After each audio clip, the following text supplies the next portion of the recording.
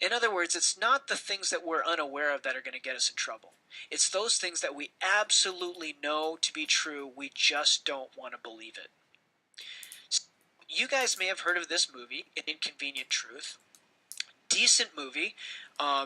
Skip if you're going to watch this movie, you might want to just skip through all the political stuff about Al Gore's life. The actual information that he is providing in here, the scientific information, is more or less okay. It's pretty good. The movie's a little outdated, but one thing that I think is kind of interesting is some of the things that he had mentioned in the movie that would come to pass certainly have come to pass. Now, this is not a prediction that Al Gore made. He was simply relaying the sentiment of the science of the day back when the movie came out, and all of that is really bearing out. And it's not a predictive thing. We're not making predictions here. We are simply reading the evidence and coming up with the only logical conclusion. Well, what about skeptics, right? I've heard there's so many skeptics out there. That's probably what you're thinking right now. Well, let me introduce you to a couple of things here. And by the way, you can certainly go out and do your own research on this. I highly recommend that you do. Again, stick to scientific sources, though. Here's a guy by the name of John Coleman, and he's a weatherman, or he was. He was a weatherman at KUSI News in San Diego. He considers himself a skeptic, and he's a weatherman. He's a weathercaster. I mean, doesn't that give him some clout? Isn't he a credible person? Aren't meteorologists scientists? Well, just to clarify, he's not at KUSI anymore. And I wanted to provide a link here. I'm going to just click on this link and show you just a couple minutes of the video. We will not have the time to view it all, but you can go and view the whole thing. I want to point a few things out because this email was actually, or this link was sent to me in an email years and years ago, and the person asking me to watch this, he actually, it sounded so convincing to him, he wanted to know what my opinion of the video was. So let's go ahead and take a look at it. I'm going to ask you if you were convinced by the video, and then we're going to cover some of the problems with his argument. So here we go. Hello, I'm John Coleman, founder of the Weather Channel, original weatherman on Good Morning America, and a TV meteorologist for 55 years. I love this blue marble, our home, but we're isolated out here in space, and we human beings have a big responsibility. The future of this planet is in our control. Over the last 30 years, we have been told over and over again that we are destroying the climate of this planet through our use of fossil fuels by leaving our carbon footprints. The CO2 is destroying the climate of this planet. We're told it is causing uncontrollable warming, and the results, we're told, is disaster looming in the very near future. Over and over again, we've been told how the ice will melt and the polar bears are going to die, how the coast will be flooded as the oceans rise, some islands totally wiped out, how powerful hurricanes are going to hit the shore, how millions will die as heat waves sweep the planet, carrying disease that will kill millions more, and our crops will fail, and our civilization, will perish. All because we are using fossil fuels and leaving our carbon footprints. We're told that by running our television sets and our cars and trucks and airplanes, burning our electric lights, running heating and air conditioning, computers and cell phones, that we are destroying the climate on planet Earth. And we say, our carbon footprints, are they really doing this? The carbon dioxide that comes out the exhaust of our automobiles and out of the smokestacks of our power plants, the entire global warming frenzy is based on that carbon dioxide increase from the burning of fossil fuels. And how could that be? Isn't CO2 a natural gas that we breathe out? Isn't CO2 a gas that plants need to grow? Hasn't CO2 always been in the atmosphere? Isn't it just a trace gas that is just a fraction of the atmospheric content? Yes to all of those questions.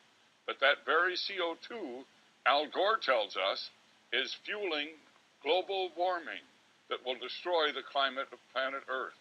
And in its reports, the United Nations Intergovernmental Panel on Climate Change has told us over and over again how this greenhouse effect is going to create destruction. They call it radiative forcing. The CO2 will, through this formula, have an impact on water vapor that greatly magnifies the greenhouse effect. And that radiative forcing, we are told, will create all of this climate frenzy. Let's go back and look at the big picture. The Earth's been around for a long, long time. We have records that go back for 300 million years and more. We see interglacial periods, that's the warm spell, nature's global warming. When human life flourishes, plants and animals grow, life is good. And ice ages, when we almost all perish, when the Earth becomes a huge ice cube. And those have altered through all history. We have had a consistent record of ice ages followed by interglacial periods, nature's global warming. The burning of fossil fuels didn't cause any of those. So we can see that temperatures and again. CO2 content of the Okay, so I'm going to go ahead and end this here.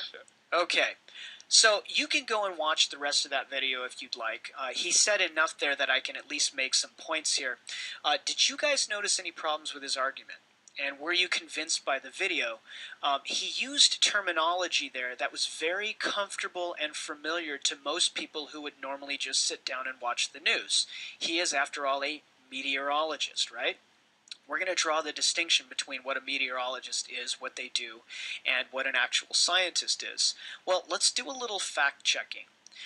There were a lot of mistakes in what Mr. Coleman said, and I just wanted to point out one of them. And again, this is not something that a normal, everyday, average American would be able to pull out from his figures. First of all, you probably recognized his graph. I just pulled a little screenshot out from his graph, and you can take a look at it. Also, notice what he is showing here. He's showing actually not all 650,000 years of the climate record, but actually somewhere around 370-ish. It's 360 to 370,000 years. Of course, some of you may have picked up on when he referred to this as millions and millions of years of change, when in fact we know it was really 370,000 years that he's referring to, less than half of 1 million years. He also points out the peaks and the valleys here and refers to them as warming trends and cold snaps. Okay, a cold snap is a meteorological term. What is a cold snap? When a meteorologist, when a weatherman says cold snap, what is he saying? He's referring to, like, the weather for the next few nights is going to chill down a little bit. But each one of these is thousands of years in length. Thousands of years. So, we are not talking about cold snaps. We are talking about ice ages. Ice ages and cold snaps are not the same thing. However, being a meteorologist, it's understandable that Mr. Coleman would mix up his terminology. Also, how many of you were looking at the actual axis here? You guys see that? Now, it's really hard to see. I had to zoom in, and I actually zoomed in here on it. This is the best I could come up with, the best resolution. Look at the graph. Where does it end? 300 parts per million. 300. In other words, he's not being very genuine, is he? 300 parts per million, it hasn't been at that level since 1870. The part of the graph that he conveniently left off is all of that stuff after about 1870, where it climbed all the way. And by the way, this is an older slide, which is why it says 390, because that was actually the summer of 2009. The summer of 2010, it was at summer of 2011, it was at 394. 394. So almost 100 parts per million higher than the graph that he showed on this picture. The rest of the video is loaded with things just like that. Now, let me ask you, how many of your friends and your family and anybody else that you know of would have caught these things? In science, people catch these things because we make it our duty to make sure that any data that get put into the scientific literature are vetted over and over and over again for their quality.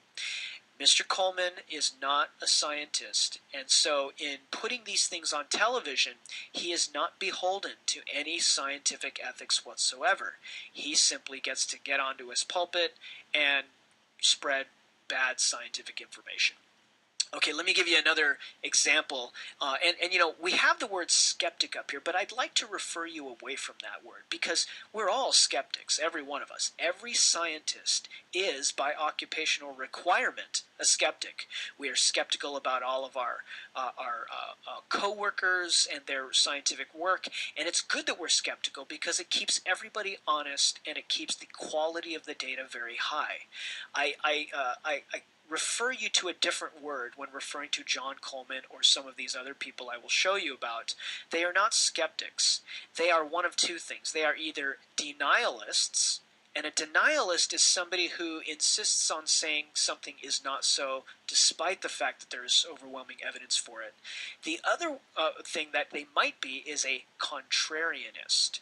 A contrarianist is different from a denialist. A denialist simply wants to close their eyes and not believe it to be true. A contrarianist absolutely knows it to be true and intentionally lies to the public to say something else. So, is John Coleman a denialist or is he a contrarianist? I'll leave that up to you to determine.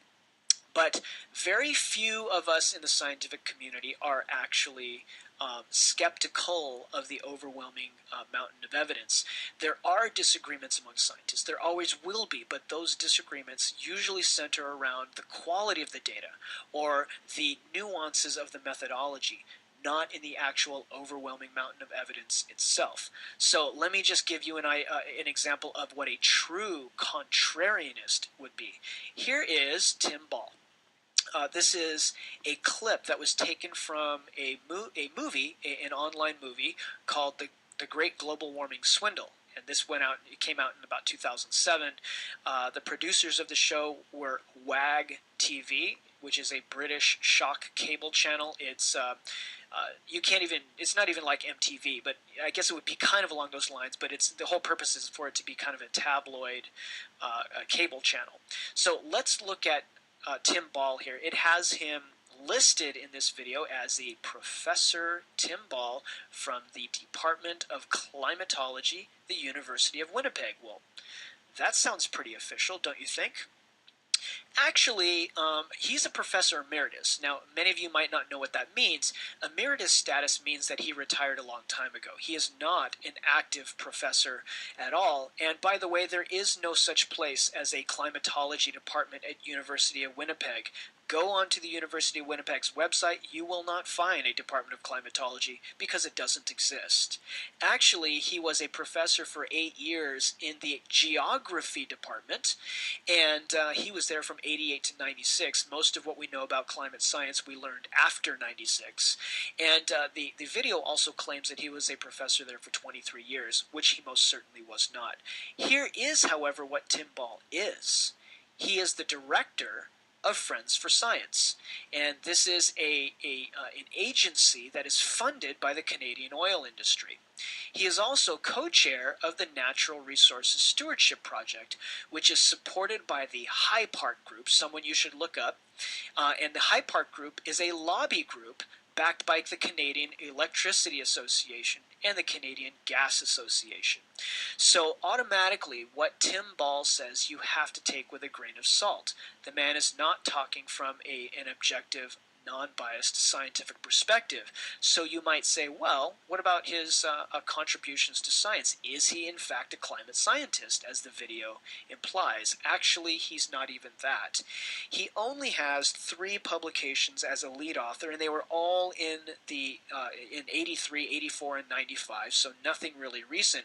Only one of them deals with seasonal temperature changes, and it wasn't even written in the context of climate change. So really have to be careful when you are listening to the media. The media is not required to get it right. Here's just an example from that video, The Great Global Warming Swindle. they cited a 120-year global temperature record, and they kind of used it here. Actually, these are the data they were referring to. This comes off of the NASA Goddard Institute for Space Studies, and it was pulled down in September 2008. This is the most recent one that they had there for the Global Temperature Land Ocean Index, which is recorded by 2 satellites that are spinning in outer space. And this is kind of, they combine that data with other data that were collected from the atmosphere. And this is kind of what they are referring to. There was a period from about the 1940s until the 1970s that was considered like a little mini global cooling period. And you might ask, well, what was the cause of all of that? It turns out that was caused by extra sulfate aerosols that were sprayed into the atmosphere. We realized that for other reasons, having those sulfates in the atmosphere caused some major environmental problems. That was banned, and yet the CO2 levels surpassed even that, and the small cooling trend was quickly reversed, and we are on a continued warming trend. But this is actually a little bit disingenuous, because if you follow their tick marks, actually that graph only refers to a small portion of what we know. They have conveniently left out the warmest periods on the graph, and the most stable periods where it was cooler on the graph, they also left that out as well. So from what I understand, this video has been revised, and they did remove this graph from it. But I haven't seen it in a little while. I like to watch it every now and then to refresh my memory on what that, what the Great Global Warming Swindle was truly all about. If you want to kind of sift through all of the BS that might be coming your way when it comes to global climate change, I urge you to check out this site first. It's a really good place to get the basics. realclimate.org. And the reason why it's good is because it's actually run by climatologists, people who understand the science behind climatology. And they actually have this open dialogue. It's got blogs on it and all kinds of other stuff where scientists can actually debate the science being undertaken. And again, scientists are not in dispute that this is occurring and that it is human caused. They only are debating, at this point, the debates are really about how do we get better data, how do we continue to improve the quality of what we are getting. So, what about Mr. Coleman? He is not Dr. Coleman, as he is referred to on a lot of websites. In fact, he does not have a PhD or anything even close to it. You might ask yourself, well, what is a meteorologist? Isn't that a kind of scientist? The answer is no, it's not. A meteorologist simply tells you what the weather's going to be like next week, or tomorrow, or the next day. They are not therefore equipped just by being able to tell the weather tomorrow or the next day what the climate has been like over the last few millions of years. So he is not a scientist. In fact, he has not taken any advanced science classes at all. He holds a bachelor's degree in journalism, and that was obtained in the 1950s. In other words, his bachelor's degree earned over half a century ago was in how to be a journalist, which is what landed him a job as a meteorologist on a weather show. Now, the claim that he was one of the starters of the Weather Channel is actually true. He was one of the co-founders of the Weather Channel, but it just goes to show you that you do not have to be a scientist to start a cable network channel. To start a cable network channel, you need some knowledge in journalism and some experience in it, which he certainly did. And he saw the way things were going, and he could see an actual need for a weather channel. Very important, though, that you know, he is no longer affiliated with the Weather Channel. The Weather Channel has actually removed all reference to him from their site, and they actually have a whole link on their website dedicated solely to human-induced global warming and climate change. So, no scientific formal training, and how many peer-reviewed publications does he have in science? He has 0. Not even a 1. Okay, so are humans changing Earth's climate through CO2 pollution? You might remember this slide.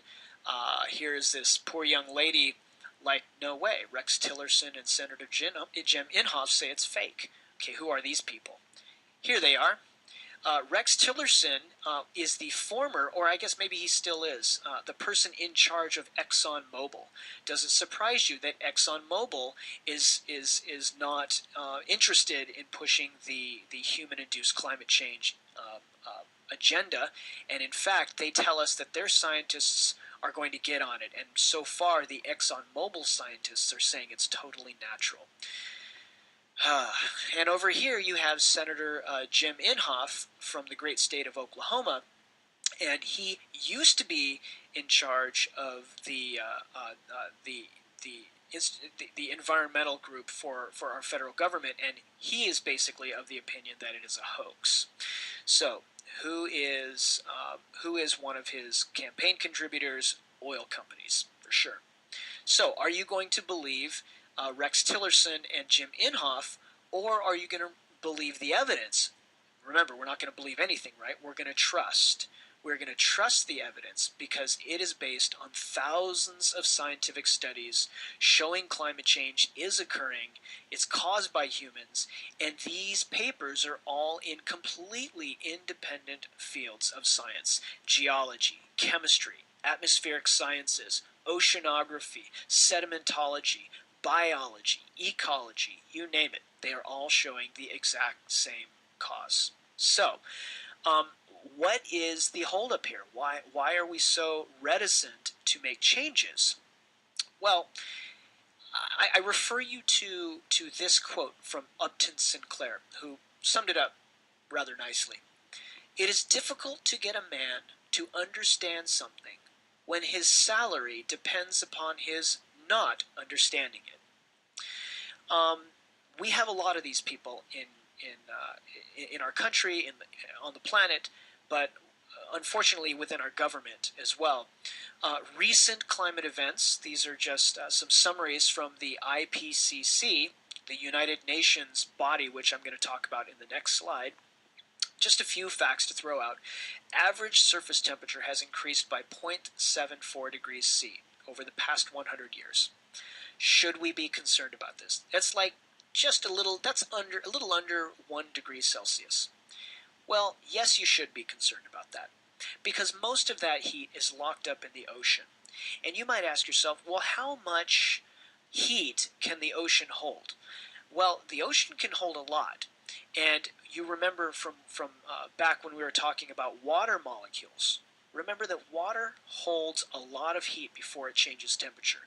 Remember the experiment where we took a pot of water and stuck it over the fire for 5 minutes, and for 5 seconds, and the temperature did not change at all in the water because you only had it over for 5 seconds. But put your hand over the same fire for 5 seconds, and you've got second-degree burns.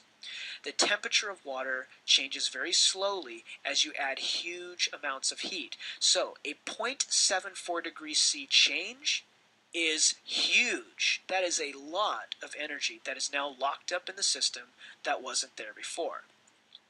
1995 to 2010 were 15 of the 16 hottest years on record. We don't have evidence for 2011 just yet. We have to wait another month before that evidence comes out. That's kind of frightening. 2009 was the 6th hottest year on record. 2005 and 2010 tied for the hottest years on record. And what's kind of important to know is that this IPCC, this Intergovernmental Panel on Climate Change, is actually a conservative body of scientists. And let me explain to you what that means. First of all, let's back up. Established in 1988 by the UN to try and address this issue of climate change. Yes, back in the late 1980s, we were starting to tackle this. So, 450 lead authors. That's a lot of lead authors. It's hard enough to get 2 or 3 authors to agree on things, let alone 450 lead authors.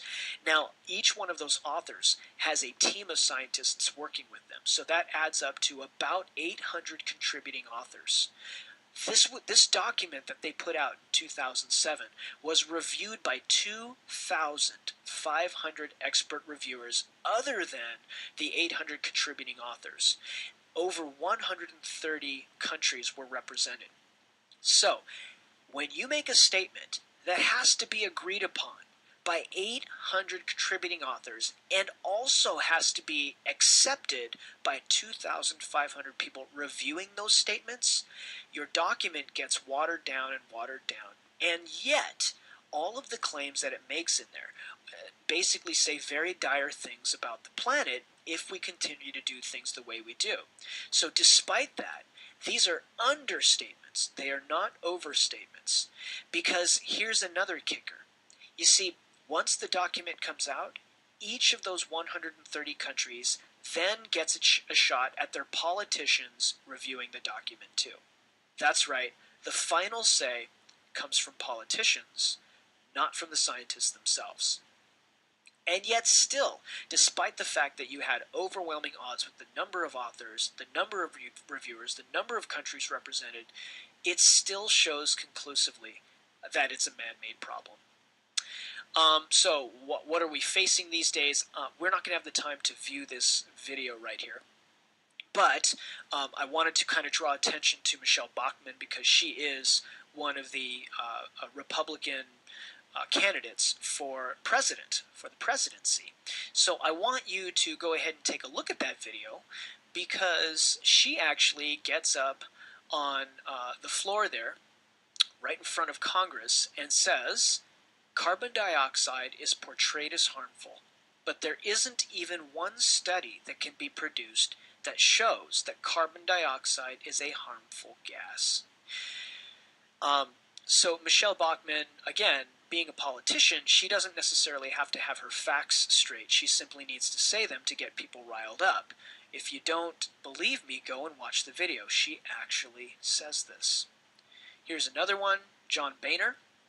Mention him because he happens to be the current Speaker of the House. Boehner should actually review 9th grade science. I urge you to go and check out the video. He makes it very clear to his interviewer that he does not understand science, the basic science of gas exchange, of what happens in cows, because he actually cites cows. For example, he implies that CO2, that people think that CO2 is a carcinogen, which nobody ever claims that. He also claims that cows release CO2 out their back ends, but in fact they don't. They do release it through their through burping, but actually the other end they're releasing methane, which is far worse than CO2. So he doesn't have his facts straight. But again, as a politician, they do not have to get their facts straight. They simply are not held to those kinds of standards like scientists are. And again, he is your current Speaker of the House. Now, you also might hear some things about clean coal. That's another thing that gets thrown around. And in fact, not only was it spoken about by our recent politicians who were running for office just this last time around, but it was a hot-button issue even when McCain and Obama were running for president. Both of them were talking about the virtues of clean coal. So I have a number of videos up on the course website. You can learn about it. Basically, the bottom line is that there is no such thing as clean coal. It just doesn't exist. And so take a look at those videos so that you can understand why it is that clean coal does not exist.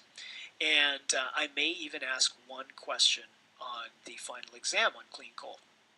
Okay, now it was also proposed, let me go forward here, it was also proposed that maybe the rise in CO2 was actually not a cause, but an effect of temperature rise. That maybe it's natural temperature rise, and as an effect of the temperature of the Earth rising, CO2 gets released from the ocean. Well, if that were the case, then the CO2 in the atmosphere should match the CO2 coming out of the rocks in the ocean. And so this was the question. Actually, this was raised about 4 or 5 years ago. Is the CO2 increase from a natural warming event, or is the story being told backwards? That is it fluxing out from the ocean and from rocks as a result of the Earth warming, and not the other way around? Well, I want to remind you about isotopes. Remember I had talked about carbon isotopes and how the carbon that we are used to, the carbon that is most common, is C12. But carbon also exists in very small amounts in the form of C13 and C14, where the number of neutrons is actually increased. Okay, this is a rare thing, but it does exist, and there is a natural concentration of C14 in the atmosphere. So if we were to look at the carbon isotopes in the atmosphere, they should look just like the carbon isotopes in the ocean or in the rocks, if in fact it was just fluxing out from the rocks or the ocean. However, when you take a carbon source and you burn it, that is, you light it with a flame and you explode it, and then it basically breaks down and releases CO2, the amount of C14 that you create is a whole lot different than the background. The ratio actually changes dramatically. So let me give you an example here. These are the percentages. 98.8% of all carbon in the atmosphere is normally, or I should say, of carbon period in nature is C12. C14 is 0.1%. So if you look in the atmosphere and it's 0.1%, well then that means it's matching the background. But it doesn't. You see, this increased atmospheric CO2 actually has a greater C14 to C12 ratio, which identifies the source of the atmospheric CO2 as fossil fuel combustion source. That is, the ratio is not consistent with that in seawater or in rocks. So this was kind of, that question was raised, and then the evidence and subsequent evidence has long since put that hypothesis to rest, because that's basically how science works. Okay, let's move on to positive stuff, positive things. Alternative energies.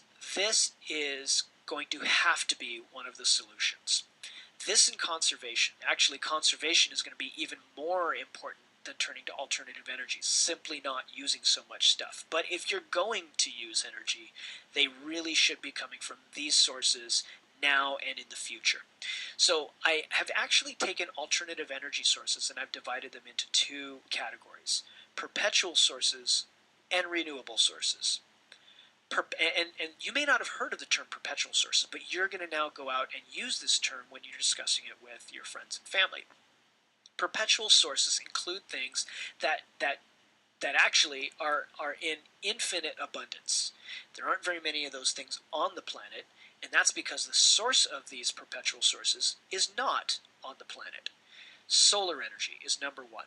Solar energy is energy that comes to us in the form of photons from the sun every single second of every single day, and has for the last 4.5 billion years on the planet. Now, because of temperature differences on the planet that are caused by solar radiation hitting our planet from the sun, we get temperature differences between the poles and the equator. This creates wind. Wind power is the next perpetual source. Winds are therefore created by solar changes, or a difference in solar heating on our planet, and therefore is also perpetual. Now, another one that we're not going to get into here, but has some potential, is tidal energy. Tides are also perpetual source. Tides are always moving on our planet, and they are doing so because of gravitational forces felt by the moon and the sun. That is, the forces are not generated on the planet, they are caused by celestial bodies off the planet. Now, now the other ones are renewable sources. These include hydropower, which is using the natural flow of water from the top of the mountain down to the ocean to generate electricity, and also geothermal energy. This is something that is quite expensive, but has a lot of potential, and we are doing some of these projects actually here in California, up in Northern California. Okay, let's talk really quickly about solar. You guys probably know a little bit about this, but there's actually a couple of different ways that you can do solar. And, the sun is basically free energy. What you have to pay for is the actual device that captures the sun energy. But the sun energy is always going to be there. So solar panels are getting better and better and better. Prices are, solar panels are pricey, right? But price is dropping. And I'm showing you actually a couple of different setups here. You're looking at a solar panel array on the top of somebody's house, and then also a solar panel array out in the middle of the desert. Another solar source that is being used with increasing frequency is actually mirrored solar. So instead of using solar collectors, you simply use a whole series of mirrors set up in a huge area out in the desert. square miles worth of mirrors that are reflecting the sun's energy up onto a point. And there's a tower in the middle of all of this, and it's focusing all of that sun's energy on that tower. Within a half an hour of the sun rising, the temperature in that tower is over 700 degrees Celsius. And that's just from natural use of mirrors. It heats up water in that tower to turn a turbine to create electricity, and voila, you essentially have free energy after you've paid to have the infrastructure put in place. Okay, now let's talk about wind. Um, Denmark currently is 20% powered by wind, and that number is actually increasing. They were forced to go to wind power in the early 1970s when they showed support for Israel during the Yom Kippur War. During that time, OPEC decided to flex their muscles and cut Denmark's import of oil in half, which really hurt Denmark, and it kind of forced Denmark into thinking about alternative energies all the way back in the early 1970s. We were thinking about that too, although we kind of reversed on that in recent years. It looks like we're going to actually try to push for that. By 2020, we're hoping that 6% of our wind power is going to be, or 6% of our power is going to be driven by wind. That's not that far in the future. I mean, it's basically 2012 now, so we're talking 8 years into the future here. 20% of our wind power is going to, or of our power will be coming from wind by 2030. These are optimistic numbers. I hope it's not too little too late. Hydroelectric power. 20% worldwide, however, there are environmental effects. We discussed some of these effects when we talked about water. Water flow blockage is actually a very important one, but essentially you're using the gravity feed to turn a turbine. Works really well if only there were a way to get around the environmental effects. Well, there actually are. New dams, first of all, you cannot build a new dam in the United States. It would be virtually impossible to get one passed through the federal law, the federal process. You cannot block a waterway any longer. So instead, what people are doing is they are using that gravity feed in more creative ways. The picture on the lower left here, you actually have a sluiceway, so the water is actually being drawn off so that they didn't have to dam off this really beautiful waterfall. They have the water flowing through here and flowing past a turbine, and then it's being released downstream. So the idea is to disturb that waterway as little as possible. This is an actual project in Alaska, and here's one in Idaho Falls, where they've created an artificial sluiceway here so that the natural flow is still maintained. So voila, you get the advantage of hydroelectric, and there's no need for dams. Geothermal is probably one of the newest technologies that has actually been utilized.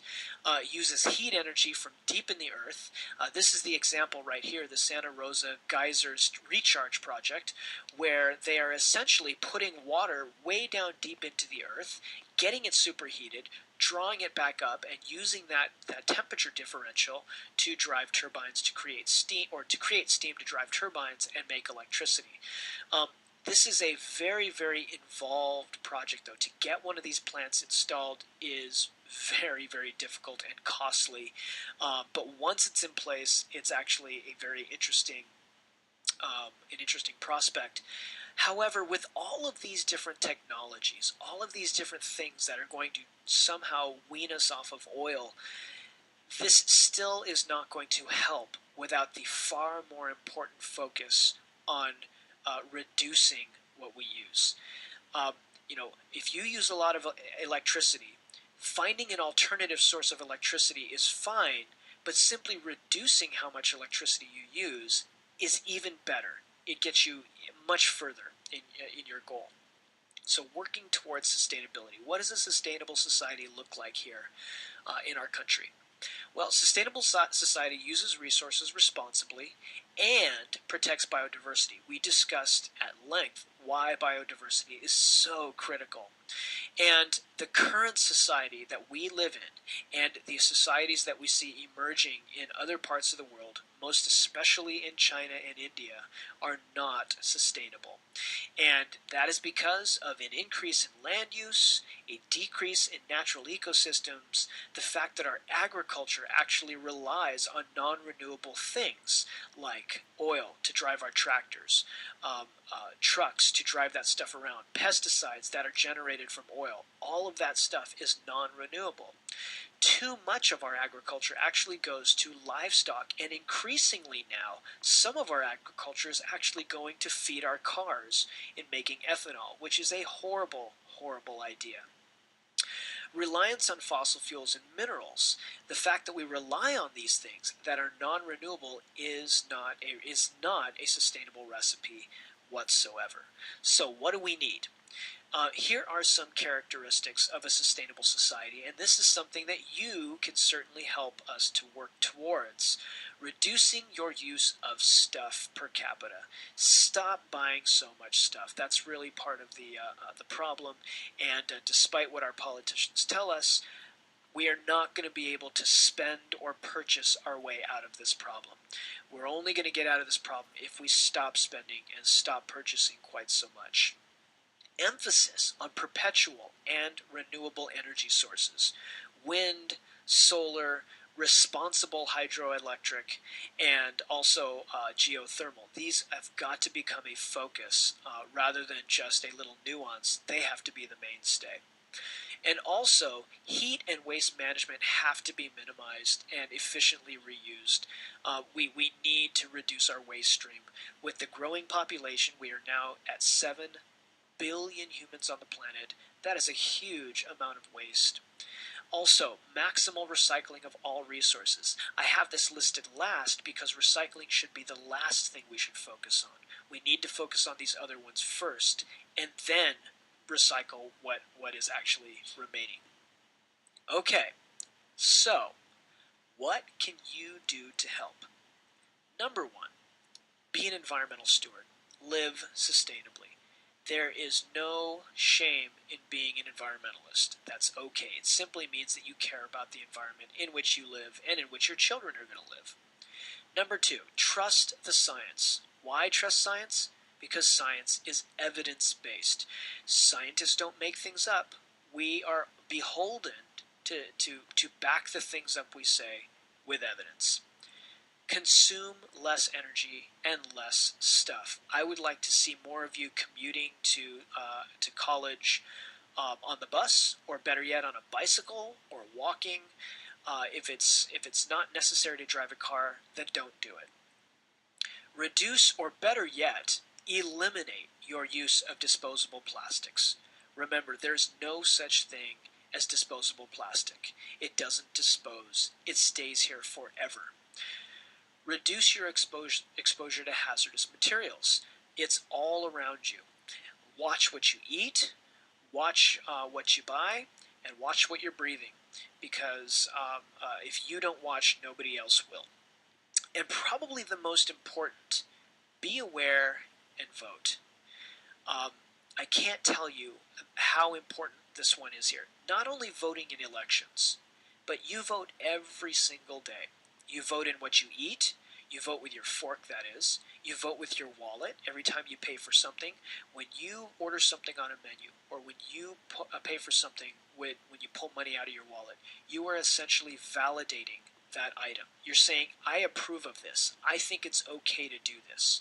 So, if, for example, you are now of the opinion that plastic water bottles are just about the worst environmentally, the worst invention on the planet, then vote with your wallet and never purchase one for the rest of your life. Now, when you look to politicians, be very skeptical on what they tell you, because they are for the most part, very ignorant when it comes to science. And this is not, I know some of the pictures I showed earlier on were Republicans, but this is not something that is only seen in the Republican Party. There are ignorant people in all political parties.